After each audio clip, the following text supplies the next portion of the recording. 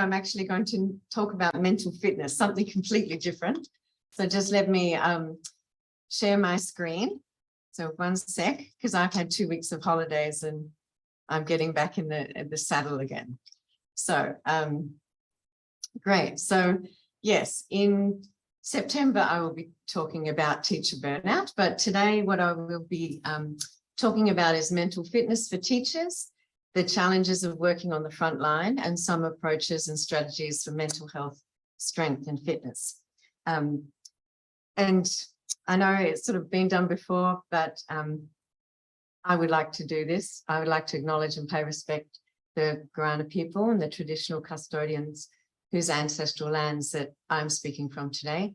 I'd like to acknowledge their deep feeling and attachment and the relationship of the Kaurna people to country, and respect the value of their past, present and ongoing connection to land and their cultural beliefs.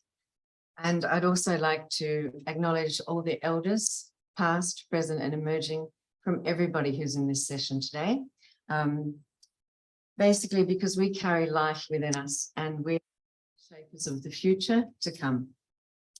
So let's begin for a little bit and then I'll get into slides. On a recent trip to Canberra, I was lucky enough to visit the War Memorial, and I saw art and photographs and was reading plaques and stories, and it really brought the idea of war, but being on the front line, very real.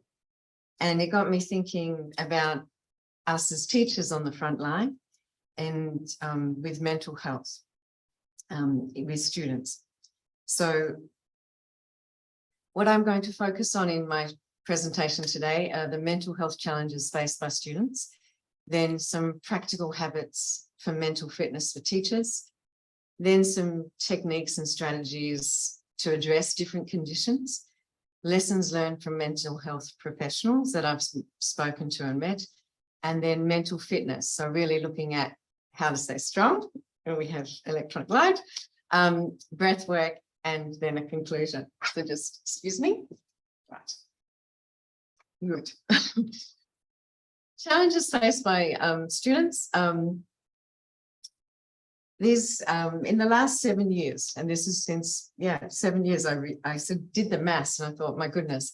So the students that I have taught, the different challenges that have presented include anxiety and depression, self-harm, panic attacks, schizophrenia, hallucinations, suicidal thoughts and attempts, family members attempting to and actually taking their own lives, emotional outbursts and unexpected pregnancies, and abandonment from partners. And I'm not a trained psychologist, I'm a trained teacher. These conditions can be quite heavy, and when students present themselves to you and say they are suicidal and want to harm themselves, it can be a challenge, especially if you are on your own in a class, or as many teachers have been at home by yourself in a room for 2 years on Zoom. And yeah, roughly I have just finished 2 years in a room on Zoom. And so during those 2 years, I thought, what can I do to do some practical things just to strengthen my own mental fitness? So I'll just talk about those and then I'll come back to this list and strategies for this list. So practical habits for mental fitness to keep strong as a teacher myself involve daily meditation, which is normally 30 minutes in the morning. I, especially in Zoom space, was fitness daily, running, weights or walking. Earthing, and by earthing I mean getting outside, having your feet on the ground with your shoes off, or in the garden with your hands in the dirt. So you're feeling connected to earth. You've got wind on your skin, you're in nature, especially if you've been in a room for a long time. Breath work, and that I'll explain in more detail, but there's a system called 4 count breaths where you breathe in for 4, you hold for 4, you exhale for 4, and then you can do that. And that actually gives a very strong calming effect and centering effect. 5 is sun and fresh air. So sun, for vitamin D, fresh air oxygenates you, but oxygenates your brain, which also helps your mental alertness. good nutrition and awareness of gut health, a strong support network, both within your job and also externally. And 8, I've put as transport yourself. So maybe you've had a very full-on day, very busy, lots of challenges. So then, okay, the door shuts of your home office, of your office, and then you think, oh, I'm going to Italy. You put on Italian music, you sing, you cook Italian food, you deliberately do something to take you to a different place out of maybe what was a very busy or stressful day. 9, do things that make you feel you and that nurture you and that make you feel loved. And 10, create rituals to detach yourself after a moment. Sometimes there will be tense moments, especially if a student has presented with a challenging mental health issue. So how do you put in and think, okay, that is my student, this is me, this is who I am. You've got to be able to separate from that rather than carry it home with it like a suitcase. So certain rituals, and everyone will have their own kind of ritual to make them feel, okay, this is me, that's that situation. So coming back to that list that I mentioned before, these are all different techniques and strategies that I have used over the last 7 years, in not every day, but in different courses with different people. So I'll just sort of explain that as I go along. So when students have panic attacks, I find it best to speak to them slowly and deeply and calmly, and focus on listening carefully and repeating slowly what they say. And why I say slowly and calmly, sometimes if they're panicking, their breathing is fast, their speaking is fast. So if I'm slow and calm, it often helps them to start to speak slower and to emotionally calm. My mother actually had a quite long battle with pancreatic cancer, and she would occasionally have panic attacks, which is, of course, kind of normal with cancer. That I found that if I could actually pause with her and deep breathe with her, and she could follow my breathing, then that would also shift her emotional state. In regards to students with self-harm, in 2016, I remember a student who came back from the weekend and they asked to speak to me privately. And they were like, Angela, I'm not feeling okay. I want to do something bad to myself, along those lines. So that was great that he felt safe to say that to me. So I had him in a private space, and then I could link him to, and got him to wait there and link him to a support service. And since then, this has happened quite a few times.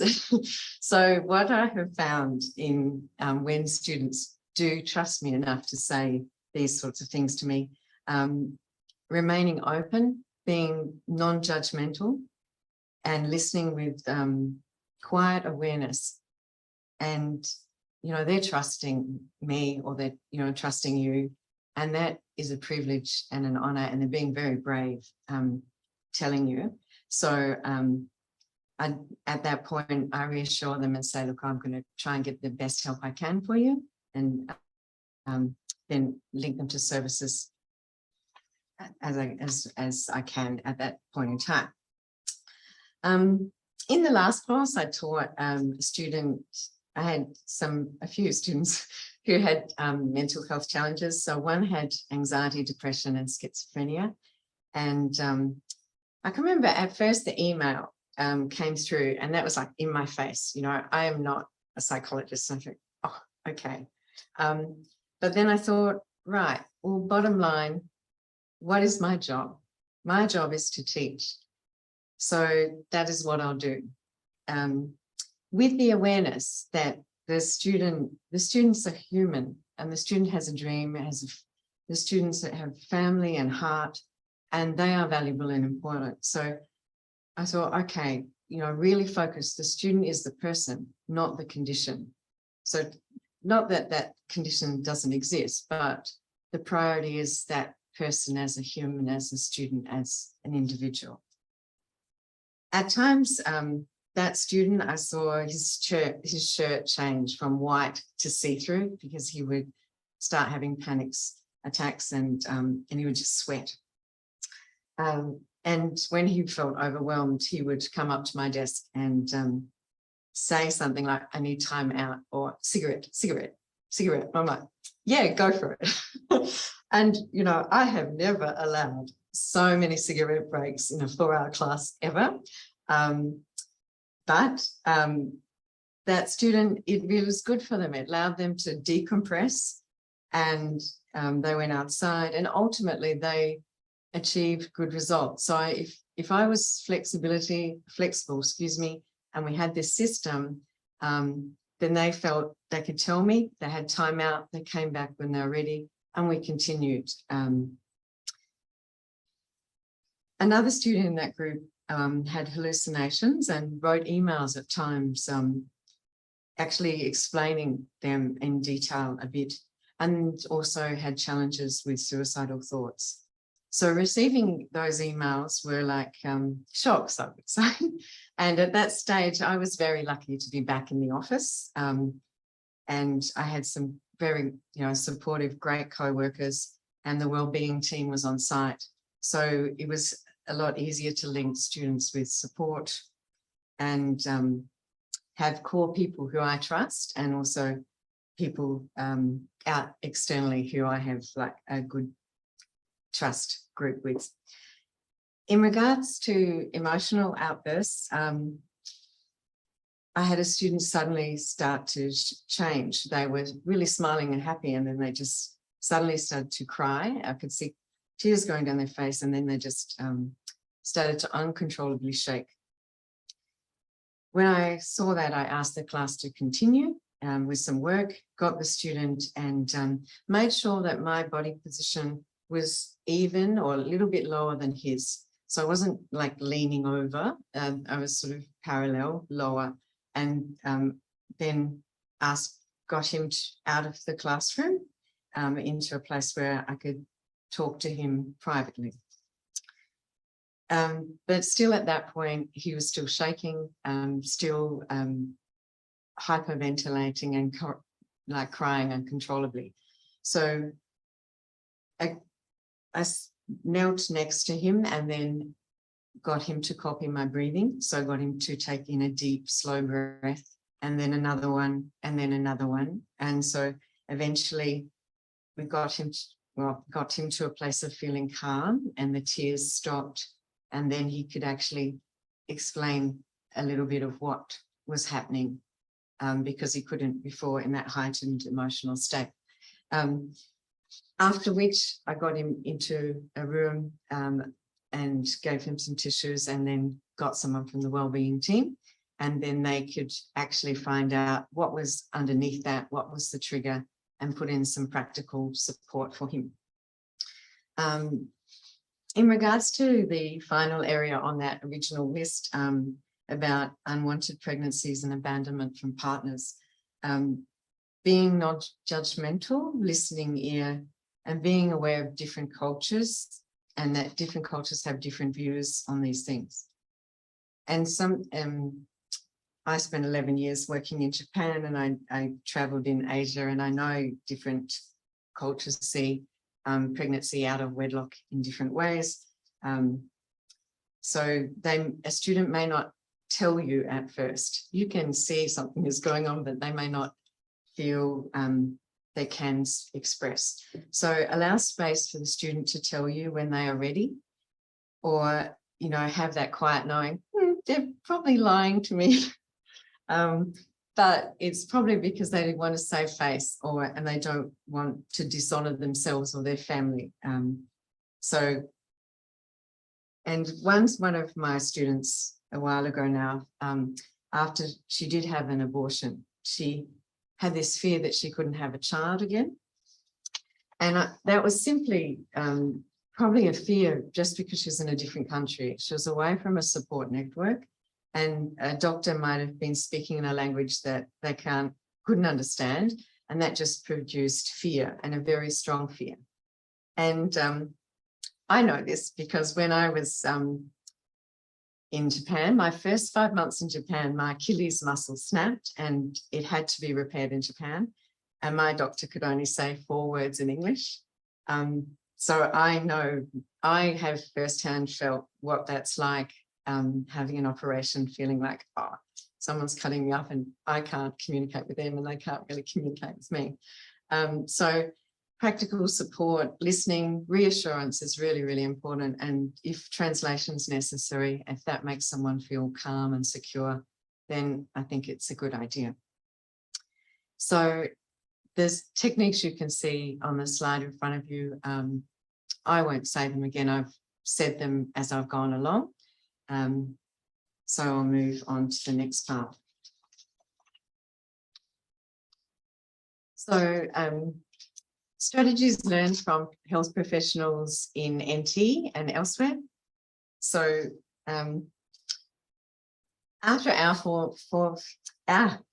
first 4 months on Zoom and the learning curve on steroids, I would have to say, I went to a travel agent and asked, where can I go? And they said, Darwin. And I said, yes. It led to a great experience, more knowledge of Australia, Kakadu, Catherine, amazing nature, World War II history, and I met some really, really fantastic people. Some of these people were specialists in mental health, and they mentioned in passing what they did to stay mentally strong and refresh after dealing with heavy issues. One man who worked in a psychiatric unit, who with people with extreme schizophrenia, would ride. He would get his motorbike on the weekend and ride, and he'd soak in nature, beauty, the horizon, and the vast open spaces of NT. A ranger who lost his partner in a freak accident found what helped him recover was nature, flying in helicopters, adrenaline activities, and spending time alone. And also spending time with people who truly got him. Another man that I met this February in suicide prevention would do weights and running every morning without fail to keep himself physically and thus mentally strong. We had quite a long discussion about many things, and I talked to him about what I experienced last November when a student a family member, not a student, but a student's family member attempted to take their life 3 times in the space of a fortnight. In February this year, I realized it still affected me a bit. So I actually sought help for trauma. I had some colonics, which might sound unusual, but but trauma is a body cellular issue, and colonics can actually help shift cellular memories. I did some breath work and some body work and had some more counselling. As teachers on the front line, as in war, we may become wounded or impacted and may need support or help to recover. On the front line, there is bravery, there is injury, and sometimes casualties that we need to have compassion. Anyway, a little bit more. There's 2 more people I'll talk to you about. When I was living and working in Japan, a German teacher told me about a psychologist in Napoli. And after he would do his counselling all day, he would finish and then he would go to a pizzeria and he would make pizza. And he would use his hands, his senses, everything is engaged, the smell. So he was conscious of, the timing of the yeast and the dough to rise. And when you do something like that, your head is transported somewhere else. And I discovered this in, COVID. I would put on Thai music, cook Thai food, imagine I was on Koh Samui. I also love to paint, and I find painting does the same thing for me. If I've got a photograph and a canvas in front of me, I've got to be thinking of shade, light, dark, colour, tone. So it doesn't allow for other things, what deadlines are coming tomorrow, what happened yesterday. I'm there, I'm on the canvas, and I'm thinking of colour. Another lady I'd met a few years ago, suddenly she lost her partner in an unexpected accident, and what kept her strong was a very strong sense of faith and a belief in God, and that really carried her through. So people find systems, rituals and ways and to support themselves and deal with moments that present themselves. I acknowledge I am not a psychologist and I am untrained in this area, but I've had to deal with students with these issues for 7 years now, and this is how I've found my way through. So finally, I'd like to touch on the work of Sean M Talbot and his book entitled Mental Fitness: Maximizing Mood, Motivation and Mental Wellness by Optimizing Brain-Body Biome, which explores the connection between brain, gut and heart.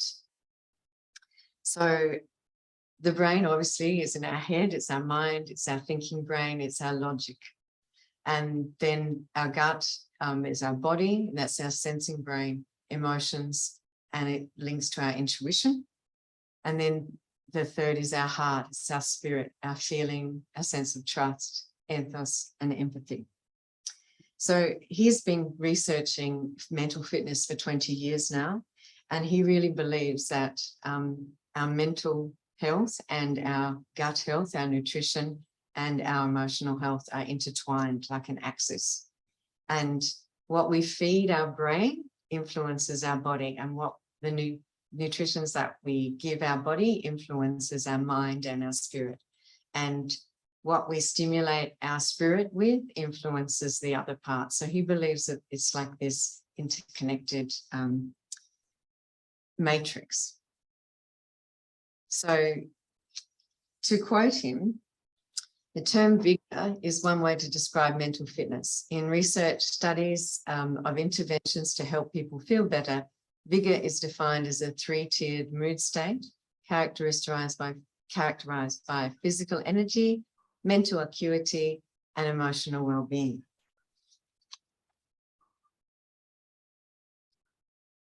And so in his research and in his book, which I've been reading again recently, he really covers areas of nutrition, which I've mentioned. He covers a thing called box breathing, and box breathing is used for post-traumatic stress disorder. And it's also Martin Seligman in his Flourish book, in his section on PTSD, also mentions breath work. So in box breathing, Dr. Talbot uses a 5-count breath. So it's breathe in for 5, hold for 5, breathe out for 5, hold for 5. And I have been doing breath meditations roughly once a month now for the last 2.5 years with a lady practitioner in Adelaide, and she uses a 4-count breath. So it's 4 in, 4 hold, 4 out, 4 hold. And so this breathing technique can help definitely bring a sense of calm and centeredness. And then breathing techniques, as I've mentioned before, with a student who's having a panic attack or being emotionally overwhelmed, can help bring a sense of calm and serenity. Also, luckily in Canberra, I had another moment. I was really fortunate enough to meet a breathworker called Josh Resch. He inducts senators into Parliament House, and he's a specialist breath worker and runs sessions with politicians using breath work for stress reduction, and trained in Germany and specializes purely in breath work. So I think that is an area that's very interesting for a few reasons. So in conclusion, the reason for drawing attention to all of these issues today is that probably as teachers, we are going to continue to deal with students who have mental challenges, and some of them may be hard or emotionally challenging for us as teachers to deal with. And many universities and colleges do have support in place for students and some for teachers. However, it can't always be accessed in a timely manner. So when a teacher is on the spot, action may need to be taken quickly, and you do the best you can at that particular time.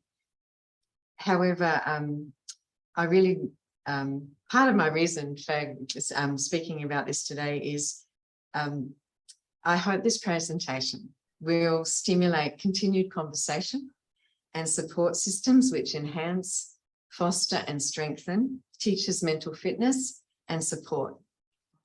So they have practical tools, support, habits and networks to bravely keep facing and dealing with challenges on the front line with students' mental health conditions, and would really like to continue the conversation about mental fitness and mental strength. Thank you for your time today. I really appreciate the opportunity that you have given me to give this presentation, and thank you for your time, and thank you for everyone.